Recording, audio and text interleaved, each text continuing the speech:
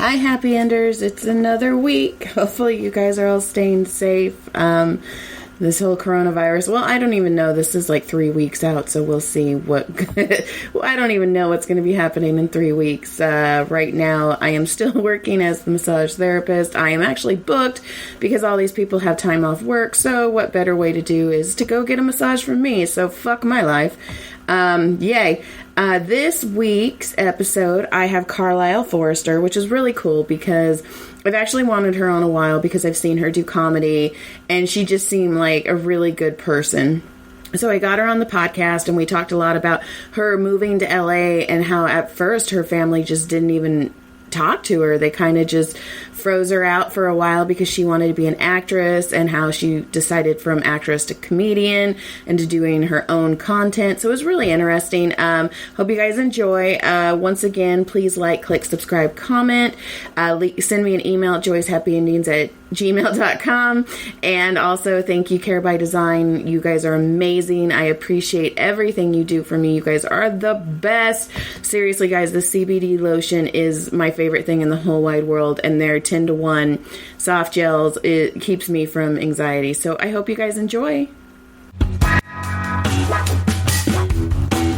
Get undressed, get under the sheets. Ooh, you're in for a treat. No, I promise this is not a dream. It's just a happy ending with Joy Eileen.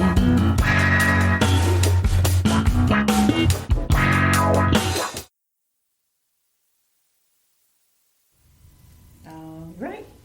Are you ready? So ready. This is so exciting. Yay. This is like, usually you dread going to do a podcast. You're like, oh, I gotta go do that fucking podcast tonight. Tonight, I was just like, yeah, I'm getting a massage at 7. Count it down. That's funny because people are like, who would turn that down? And I'm all, more than you would think. Well, it's just hard to get anybody to do a podcast today. It's nice to have a little bonus. Plus, last time I got a massage, I was like, you know what would make this better?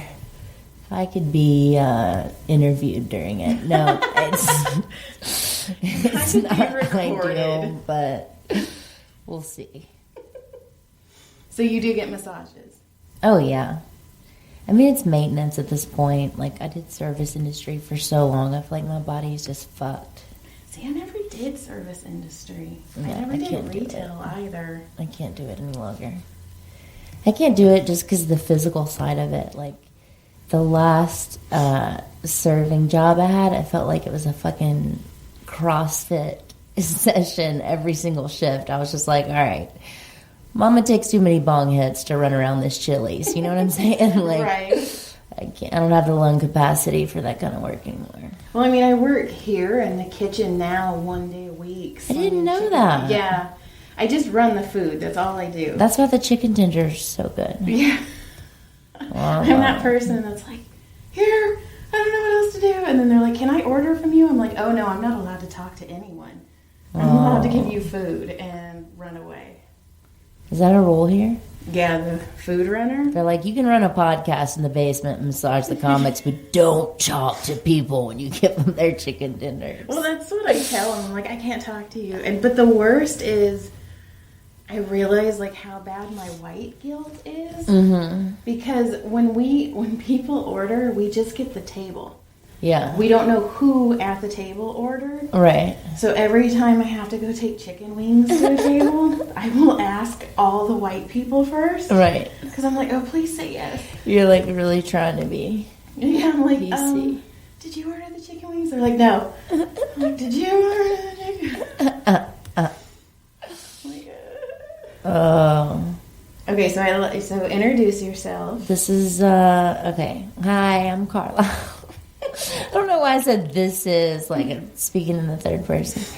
Carlisle Forrester, and didn't know I was going to be topless tonight. Joy left that out, but hey, wouldn't be the first time, you know what I'm saying? Oops, did you always want to be topless at the comedy Wouldn't store? be in the first time. That was in the subtext. No. Never down here. I used to do my podcast down here. What is your podcast? The Two Girls, One Guy podcast. We did it down here. But as you were speaking of earlier, it's very hard to get people to not cancel on you. Yeah. Well, we had a time slot that was at like midnight or something too, so it was just kind of like whoever we could get, drunk and lure down here. But yeah, we don't do it any longer. No, so you Those episodes are still available though, if anybody wants to go. Now, do you do any podcast now, or are you just done? Well, just the U Up podcast. That's like the best of the week from U Up with Nikki Glazer on Sirius XM. Oh, okay. Which is a show that I appear on. Oh my god, it feels so good. When does this come out, Joy? You'll come out in 3 weeks. I'm just gonna plug some date. Oh well, never mind. It's before 3 weeks. Whenever they're in LA, I'm on that show, and then whenever on Fridays, I think it drops. And then it has like the clips from. Oh my God, you're just a miracle worker. Like how can people finish their sentences? There's toxins being released, and it's orgasmic. What can I tell you? That's so funny. Okay, so last Tuesday, Joe Rogan was in a mood. I don't know, but he kept putting my chair, because I have a massage chair and I massage in the green room at like some of the shows, and he kept putting my massage chair in all these like holds, and I'm like, that's really expensive. Please stop doing that. I know you can afford another one, but and he tells me, he's like, Joy, you need to change your podcast format. And he's like, you should massage them and then interview them. And of course, because it's Joe Rogan, everybody's like, that's the greatest idea ever. That's what you should do. The idea being that they're more relaxed and open at that point. But they're also be like groggy and just ready to go home. Right. And when I told him, and like one of my friends was like, you're arguing with him. I'm, well, no, I'm just making my point. Yeah, you have to with them. You can't be mansplained, but if you're going to be mansplained by somebody, it could be Joe Rogan, I guess. Right, but I was like, the reason I like it is because they're face down. Like, you have no judgment from me. So if you say anything, you don't know what I'm thinking, because I have no facial expression. Right. And that's how I get a lot of people to admit things. And that's true. And he's like, yeah, but nobody wants to talk. And I'm like, they talk. They know. I'm pretty, open book anyway without, you don't have to push too hard to get me to admit things. But, oh my God, that knot. Can you feel that? I do. This is it's a ball of just stress. Normally it's the opposite with me, where I'm too much of an open book, and you're like, all right, shut up, we got to wrap this bad boy up. We like to keep these under 45, Carlisle. Let's get you on your way. You're like, shh. Yeah. Yeah. So, besides serving, do you have any injuries? It's just a lot of wear and tear from that. I was a cheerleader. I was color guard. Okay. Oh my gosh, so not the same thing. I was the fat chick. I was the band. Actually, I was skinny in high school. Aww. High school. Glory days. Right. Don't let them pass you by. Glory days. I blossomed into mine later. I was opposite. I was fat in high school because Mississippi, we have something called being corn-fed. And that was me. But what were we talking about? Oh, yeah, cheerleading injuries. So I was a big bad base. I had, really strong arms and back, so I feel like I have tightness up here from that. Yes, always. you do. And people are always telling me, what do you do for your back? What do you do for your arms? I really don't do anything. It's just years and years of, carrying trays, I guess. Just So not even a foam roller when you're working out or anything? What do you mean? They have the foam rollers that you can roll your back on that I feel would help you. I should do that. You really should. And I've been really bad about getting to yoga lately. And also, for these areas, your trigger point's right here. Mm-hmm. And then you have another one somewhere here. I'll have to find it. You can use a lacrosse ball and pop those open. Those hurt too, but... Is that anybody's trigger point, or is that my trigger point? It's your trigger point. I mean, sometimes the trigger points are the same, especially like people who do the same work or same motions. Like my drivers are always up here, and then my computer users are more like in here. So. Oh yeah. But yeah. So you grew up in Mississippi? Yeah, I was just gonna say, if my trigger is reverse racism, where's that located? I'm just kidding. That's funny. People hate me over that. Now, what I mean... My family hates me too. I get it. No, what I mean by that is, like, do you feel like everybody hates white people right now? Like, extra hard, and like, a lot of people's first sentence is, like, first word of their sentence is, white people this and white people that. But meanwhile, it's white people that say that. And I'm just like, what are you... It is white people. You're right. Why are you tweeting that? You know what I mean? Like, It's just like, I don't get the self-hatred that's come. I mean, I understand, and it's bad. And that's why I make the joke that, like, I'm from Mississippi. So, you know, I apologize to all the non-whites in the room. And I start my sets that way, right. You know, but that's just the way I'm combating it. No. But, like, there's a lot of, I don't know if it's white guilt or... That's funny, because I tweeted today. You're like, I actually started my tweet with white people. But I did. What did I say? I said something I swear I was talking about you. I'm all, are you following? It says... Dogs' mouths are cleaner than humans is what white people say to make them feel less nasty when they lick them in the face. It's very true. I mean, that's just facts. And it was after my dog was licking me on the face, and I was like, I'm nasty. Yeah, and do you know that if your dog comes in your face, that's cleaner than your boyfriend's cum. And nobody is saying that back. And you can't get pregnant. So. Yes. Well, on your face you can't get pregnant anyway. Not anytime. We had a neighbor once, and he was like, oh my God. And we ran outside, and we're like, what the hell's going on? And he was brushing his dog, and his dog came. Yeah, it happens. I've never heard of that. I've seen it before. It's you know, whenever your dog. Okay. Well, have you ever, like, if your dog just starts snuggling you and you're kind of like spooning, and then all of a sudden you look down and he's like, you know, got the lipstick out. I mean, that's happened to me. See, that's my husband. He's like, Joy, what? What now? It's very flattering, though. I like to be a kind of hot that transcends species. You know, that's kind of what I go for whenever I get ready in the morning. I give my dog wood. Yeah. I don't know. Our boy dog, he's like a toddler. I don't even think I've ever seen his lipstick come out. He's goofy. He's half basset hound, half pit bull. Oh, wow. He's goofy. How many dogs do you have? 3. Yeah. Too It many. checks out. You seem like a 3-dog kind of gal. 3 dogs, 3 kids. You got a husband that loves you. Look at that. You got a whole package. I have so much. If you swapped out the kids with cats, you actually have my dream life. There you go. 3 dogs, 3 cats, and a husband. That's what old Carlisle's after. Yeah, you don't know kids. No kids. Tight pussy. What? See, okay, I'm still tight. All because right. C-section. C-section, bitch. Yep. All right. Well, I hear that is the way to go with that. Yes, in fact, my doctor, I was just talking about this.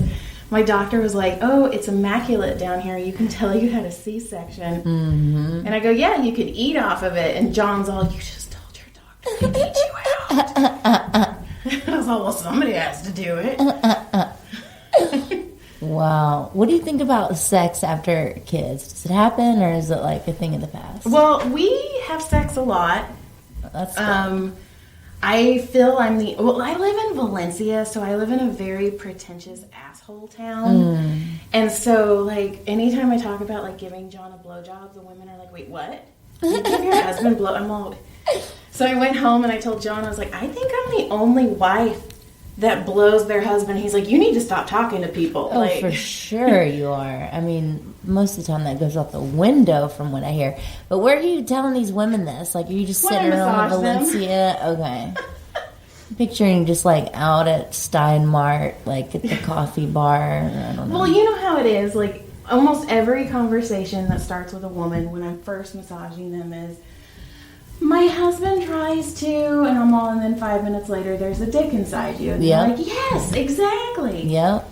And then I'm or like, it lasts 2 seconds. right. My hands are tired. A boyfriend, unless I constantly say, like, keep doing that, it feels good, keep doing that, he'll stop. It's like a 2-minute, get it while you can get it thing. Well, at least you've got that. I get, you're a professional, you're so good, I would just disappoint you, so I'm not even going to try. I see that, though. I'm like, love you too, John. I'm like, just push on me. I mean, he's got it made, though, huh? He just gets this? He does not let me touch him. Why? I married a pussy. God love him. What? He says I'm too hard and mean. Oh, my God. Yeah. I mean, you're not hard at all. I'm able to just give a whole podcast interview like it's not anything. What is he talking about?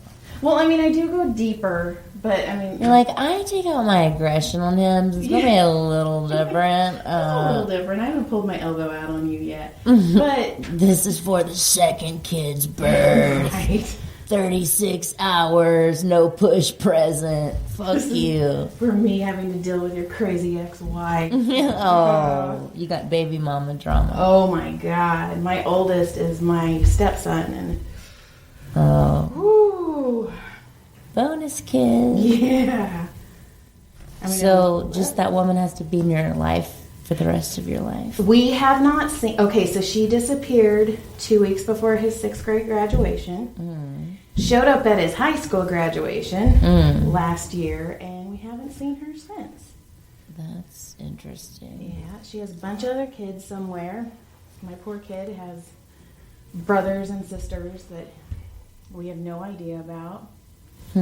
But he's very angry at his mom, so he'll call his brothers, like, I hate saying this, my kids, because he's mine too. Yeah. But he'll call my kids his brothers, and then his mom's kids his mom's kids. He's like, yeah, my mom's kids.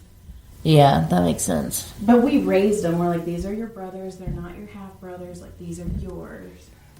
Yeah, your family is who you choose at the end of the day. Yes. I just got really relaxed. I'm sorry if that was a lull in the entertainment, but had no good retort for that other than a nice long Good breath. yawn. Yeah. Okay, so how did you get out of Mississippi? I kind of ran away from home because I was enrolled at Ole Miss. I was supposed to go to the University of Mississippi, and I had a room assignment and a dorm and everything, like classes, and I just felt like I was drowning. Like the closer and closer it got to it, I just could not do it. And I had like this interesting like summer job where I had come out to Riverside, California, incidentally. Sunny Riverside. Nice. You know, where every high school senior is dreaming to go right after graduation. But all I heard was like, that's close to LA, and that's where I decided to go for this job. And then I decided over that summer that I wanted to come back. I didn't want to go to Ole Miss. I wanted to go to LA. Okay. So I told my family that did not go over well because I had like a whole deal with them that I would, do the college thing and then come out to LA and try to be an actress. This is way before comedy, by the way. Like, never did I try comedy until way later. And they weren't too into my idea. They really wanted the college thing to happen, and I was just like, no. And I made plans. I got like a plane ticket because I'd had high school jobs and I had money like saved. And then the nearest airport was Memphis, Tennessee, which was an hour away, but my best friend had a car. Okay. And my mom actually went over to her house and like begged her dad to take her car away from her. And he was like, I'm not going to do that. Because he thought because everybody was like, well, she's 18. Like if she wants to go. Right. And so I did. She gave me a ride to the airport, and then I left, and I didn't speak to my family for a long time because they were mad. And then as time passed, they realized, like, oh, no, she's serious about this, like, acting dream. And the rest is history. I mean, they finally came around to it, obviously. Was there any, like, defining moment where they were like, okay, we've got to get back. We have to get her back in our lives? I think it was one Christmas that I missed. Like, that first Christmas, I didn't go home, and it was very hard on all of us, rightly so, because, yeah, it was a weird time, you know? I think of being 18 now, like, I look at 18-year-olds, and I'm like, I was a child. Yes. And I thought I was so grown. Uh-huh. And the weird thing is, like, my parents are kind of not city people. Like, they couldn't even imagine coming out here. So they didn't come out to, like, come after me or chase after me because they didn't know the lay of the land of LA. So, like, I was just kind of out here.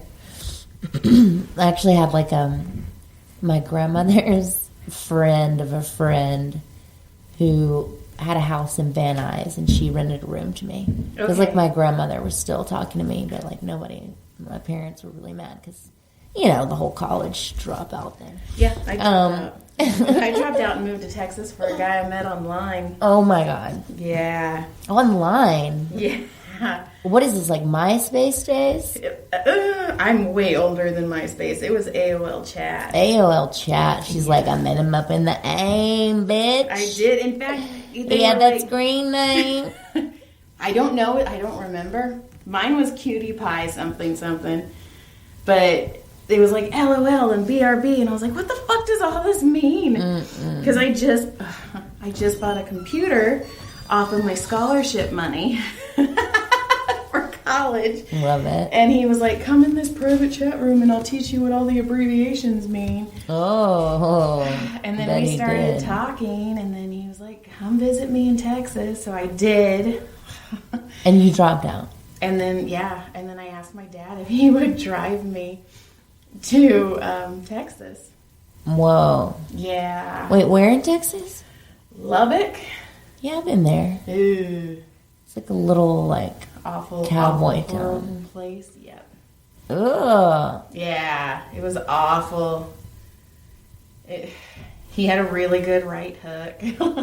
He was, A right hook? What do you mean? Like he hit me a lot. Oh my God. I thought you were saying this was like, I thought you were saying like he had good boxing skills. Well, he was trying to be an amateur boxer, and I was just a supportive girlfriend. Oh so my like, God. You can hit me, it's cool. Wow. That's insane, dude. But I did, because my dad, when he dropped me off, he's like, call me when you're ready to admit you're making a mistake. Oh, that's a good line. Fuck you. So, and I had a really good job. I was working at AT&T Wireless. I was making $15 an hour. Texas, I had a duplex for $295 a month. That's amazing. My life was okay. So then I left him, and I got my duplex, and then I started dating a DJ at a strip club because I make good choices. And then he kept stalking me, and he broke into my house one night, and I had to call my dad, and I was like, you need to come get me. So him and my mom came and got me. What the fuck? Wait, so were you doing comedy at this time? Or I wasn't doing anything. I was going to college. I was a good girl. I was doing my that's questionable. I was doing my chemistry homework in the DJ booth. Oh, that's cute. Yeah, like I'm that girl. I've never done drugs. Whoa, never? No, but I make really bad choices when it comes to men. I mean, even John, when I got with John, he was going through his divorce. He was drinking every day, and I was like, oh, you seem custody battle from hell. And I'm like, yeah, this seems like a good idea. Ex-wife from hell. So you supported him through his custody battle. And now he's supporting me through this. Wow. This whole comedy journey. And by the way, those two things are totally even. It's like a custody battle and the fucking grind of a thing. And it's awful. I'm like, okay, I'll be gone. Make sure the kids do their homework. Love you, bye. It's amazing, though. It is, and I couldn't do it without him. You're like, I'm gonna go massage comics now. Bye. It was cool, though, like when I went to, he's a Neil Brennan fan, and I got to go to Neil Brennan's house and massage him. Mm-hmm. And I was like, I'm at Neil Brennan's house. And he's like, yeah. And I'm like, yeah, I'm about to walk in. And he's like, don't be weird. I'm like, well, that's me. But are you doing these for the show, or that was just like... That was for the show. That was before I was able to get down here. So I would just go to people's houses and have a handheld camera, and it was just wonky. And was Neil Brennan able to drop names through a massage? I don't know. Like, we talked a little bit, but he talked about Whitney Cummings. Yeah, there you go. So, yeah, but, he dropped... You know, it's a little hard for me to think of, like, certain words. Like, you'll be massaging me, and I'm just like, I think of something, and it just totally leaves my mind as you get these knots. Right. But you feel that, right? They're, like, straight up knots. Yeah. And you can see them, too. Like, you can visually see them. Yeah, but I think it's because I've been doing this 13 years, too, So what what are those made out of? So, easiest way to describe a knot is, you know how, so each muscle fiber has fascia around it. So it has like a layer, like a sheath of coating around it. Mm-hmm. And they almost look like spaghetti. And when you put spaghetti in water and you don't stir it and it looks like a clump, mm-hmm. that's what a knot basically looks at. So what you're doing is you're just breaking up the fascia. Oh, wow. So you can just break it up and it just dissipates and goes just into the body? It does, but a lot of people are like, how do I get rid of these knots? And I'm like, well, stop living. Like, they just come. Because, your knots are basically there to protect your body. So you're doing something repetitively and your body just kind of bunches up. What about the crunch? The crunch, that's the lactic acid.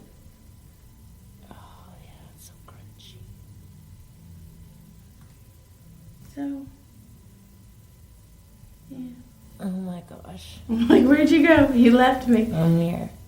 It's very good what she's doing. Okay, so now you're out. You're out in LA now. Okay, so now I'm out in LA, and I'm seeing the whole story. Comedy's still not on the thing. No, it was never comedy. It was always like I thought I was going to be the young ingenue, like the dramatic actor, the thespian.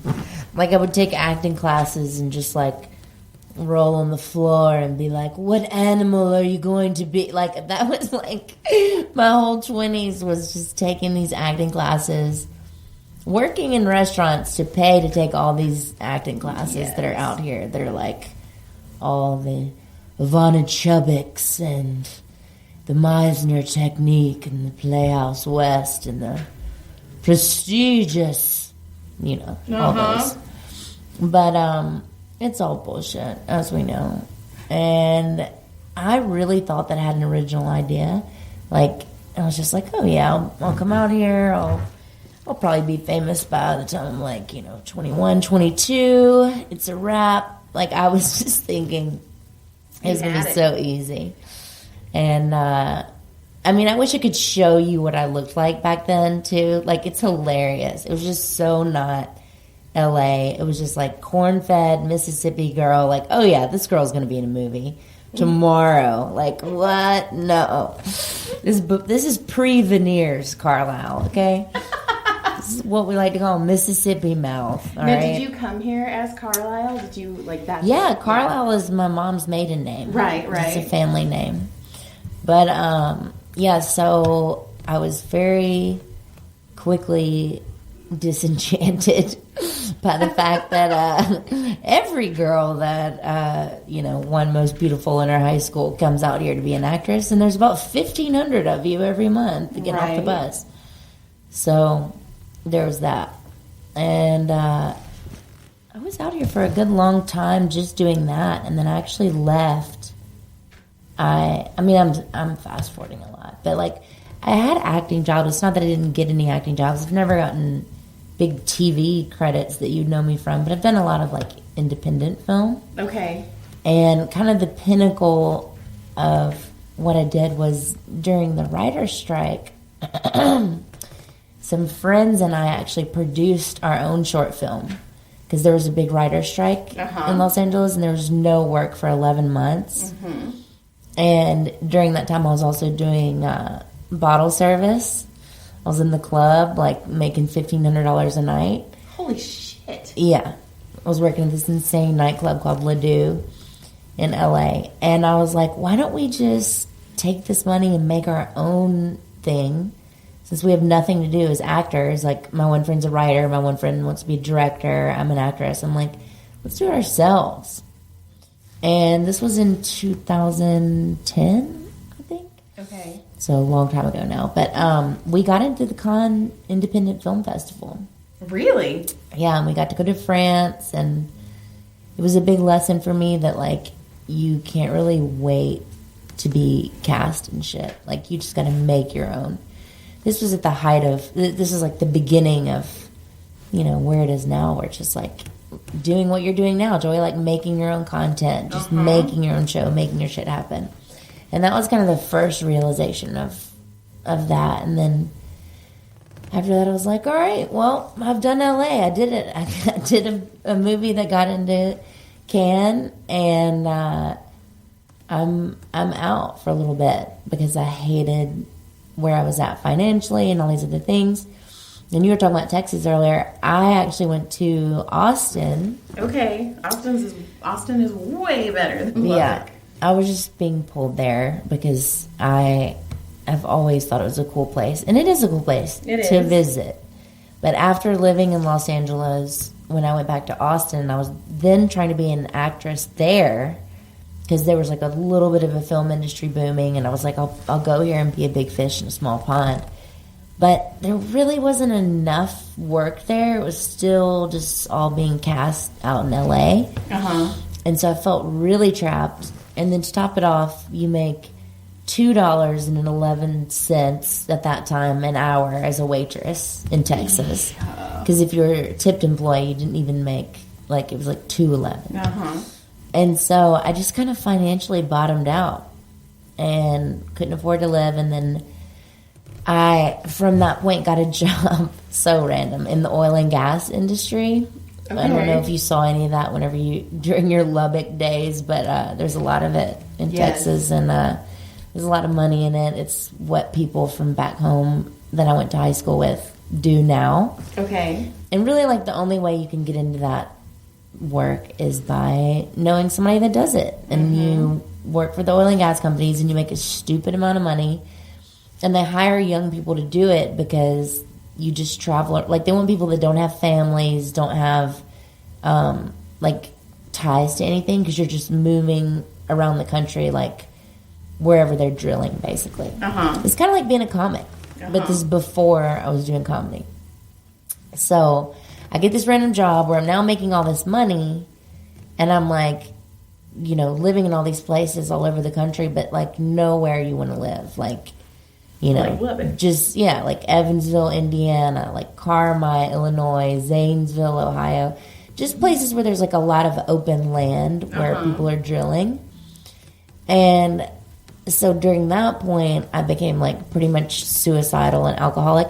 I'm also going back to work with, like, all the people that I kind of had run away from, you know, to, like, in the first place, to come out and leave, like, that way of thinking and that way of life. And then now all of a sudden I'm going back and I'm surrounded by that. And, like, the halls at my work were just kind of like the halls of high school all over again.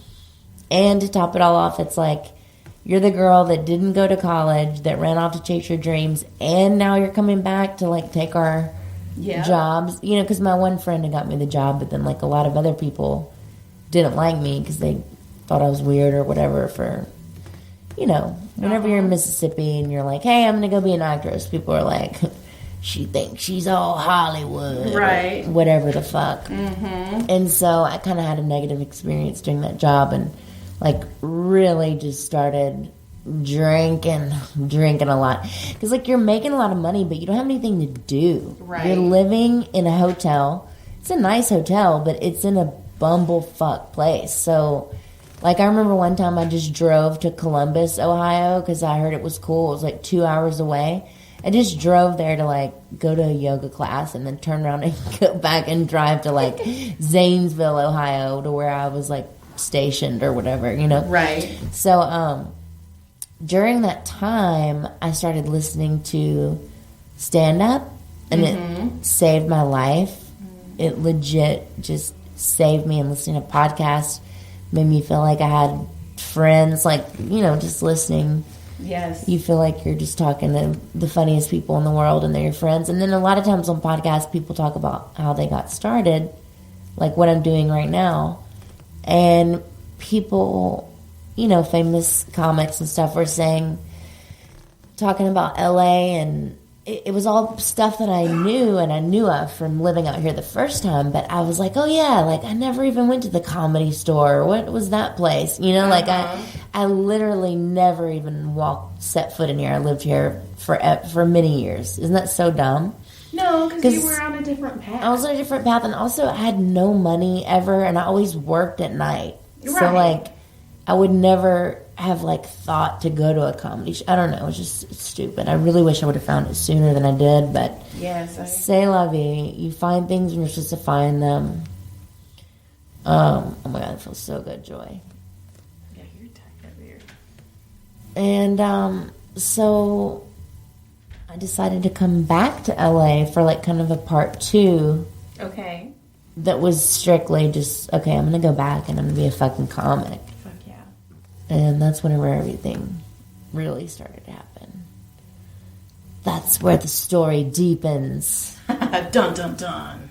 Just like this massage. Just like little fingers just like this shoulder. deep tissue massage. Oh my God. But yeah, I always say I've had like such a long story. Like it's a long 9 lives sort of journey.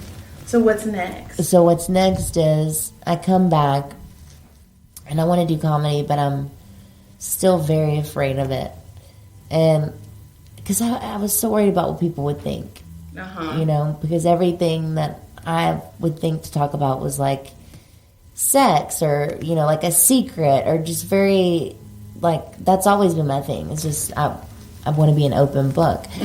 And so I go to the Ha Ha Cafe. That's where I did my first set. The very first. This is where everybody does their first set.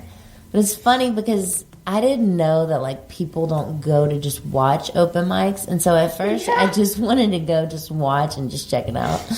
Which, like, who does that? And I'm just, like, all dolled up, like this girl sitting in the corner. They're just like, who the fuck is this? Like, and then they're like, they got to the end of the mic and they're like, all right, well, I guess that's it. Unless, did you put your name in the bucket? Like, and I was like, oh, no, I'm just watching. I'm here to watch. They're like, okay, it's weird, but all right, I guess that's it. And then we left. I didn't really talk to anybody. And then, still thinking about it, and then, by the way, like, have this joke notebook, like this sad joke notebook that's been written in for, like, literally years, which is the saddest thing, because it's just like, get up and fucking say your thing. But I never did. I just wrote, because I had this notion that it had to be all perfect and all ready. Yep. Maybe somebody's listening that needs to hear that. Just go do it. You're gonna suck whenever you first just open mic, and they all suck. Everybody sucks. Just get up and do it. Don't sit around with your precious fucking notebook for years and years. So what happened was, from all those years away from living out of California, I had all this drama with my car, and it was out of registration. But it had also just never been registered for like the 3.5 years I was gone, because I was working on the road, so it just didn't matter. You know what I mean? Like, I'd never settled in one place with that job. So I never had to register the car, which is like a big problem, because when you come back to California, you're like, okay, I want to register it now. And they're like, well, where has it been registered all these other years? Okay, it's this really compelling podcasting, Carlisle. No, this is perfect. So basically, they were like, well, you have to pay these 4 years backdated of registration, which is like thousands of dollars or something. I was like, don't have it. And basically, it was just riding around in a car that was really, had 4 years out of date registration. But I had no money. I wanted to do something that was free. So I decided one day to go to Runyon Canyon to hike. And I go do this great hike, and I'm coming back, and I'm all zen, and I'm walking back, and my car's being towed.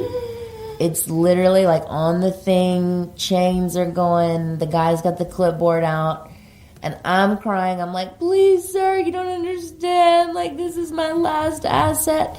And he hears it 1,000 times a day. He's like, yeah, it's already on the truck. Can't do anything to help you. And, so I leave that situation. I call my parents. I'm walking down Laurel Canyon, Crescent Heights, and literally walking back to the valley. And I call my parents, and I'm just like, I don't know. I don't know what I'm going to do, because it's thousands of dollars I'm going to have to pay to get that car back. And as we know, you can't really work or do anything in LA without a car. It's near impossible. And I just think my life's over. And they're saying things like, well, you could come back home and go to Ole Miss. And it's all that. And I'm like, or I could do this one thing that I've been thinking about a lot. And I basically rode my bike to Ha that night. And I gave Jack Jr. my $5. For your 5 minutes. And I fucking crushed it. No. I mean, I did. I got laughs. I didn't tell anybody. I didn't do like the typical, it's my first time doing this bullshit. I did. And I was new to town. And so nobody knew the difference. But you said that? You said it was your first time? Yeah, I said this is my first time. It was also by my birthday, because I was like, I'm going to do this for my birthday. Everybody does that. And I go, so I accept pity laughs. I'm all just like, you're going to accept the pity sex that you're going to get tonight. It's just stupid. Yeah. But I got laughs. And it felt so good. Everybody was just kind of like, who the fuck is this? Because I didn't know anybody. I remember I talked to like Ashoka Thomas after the mic and like thought he was like famous because he was funny. And, like, do you remember that when you went to open mic and you're like, well, this guy is clearly on television.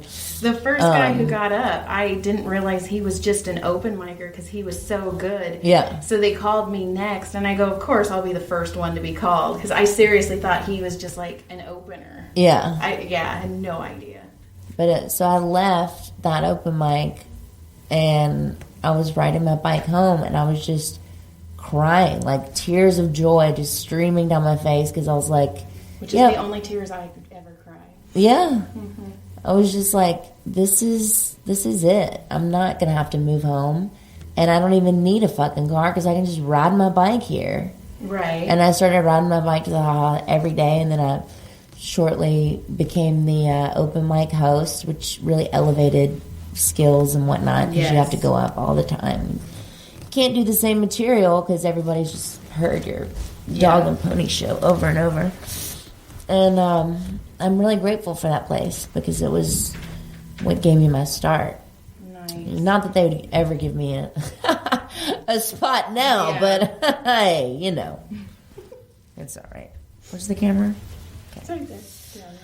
I hope you're getting my good angles. There's really a neck situation going on. I don't think you have a bad angle. If it's been zooming in on this rattlesnake scrotum that I have happening below the chin lately, I'm going to be so mad. First of all, you look like you're next to me, so you're fine. I need digitization in post. Okay. You sound like Corey. Princess Corey was like, and I was like, it's okay. It's in a small box. Nobody can see it. She's Please. like, okay. It's a thumbnail. Yes. How do you feel? I feel amazing. I mean, I would like an extra 2 minutes without the interview. I'm just kidding. Is there anything you want to book? God, I can't think right now. See? Is there anything you'd like to plug while you're massaging my butt? Plug it up. No, I was gonna say listen to Sirius XM this week Comedy Central Radio, Channel 95. If you have a Sirius XM subscription or a rental car. Ooh. But I don't think this is going to come out before. It's okay, but I'm on it all the time. I'll put it on Twitter. You'll see. Twitter, it sucks. Like, I have like 48,000 followers on Twitter. Jesus, I worked brag. so hard, and then everybody's like, "We're moving to Instagram," and I was like, "Well, fuck me." Wow. I'm like, you know how hard I worked. Jesus, I can't even break a thou on there. Well, I write romance books too, so I have that going. She's a jack of all trades, ladies and gentlemen. Too much. Romance books. Yeah. Oh my God, can I pitch you a story? Okay. Oh my God. 1970s. Okay. I was just listening to Josh Wolf on The Honeydew with Ryan Sickler. Mm-hmm. I want to write him and his wife's story. Oh, it's so sweet. I never They're the met her, sweetest couple. but I'm in love with her. Oh, She's really beautiful and really gracious and kind. I met them at Getting Dug with High one day. You're always like in between, and then you're walking out of the studio and they're walking in and you're like lit and you're like, "What's up?" Just being like so over talkative, like kind of like I am right now. no, that's perfect. I was gonna. Is that it? That's it. I'm so relaxed. Ooh, that's me. Hold on. Okay.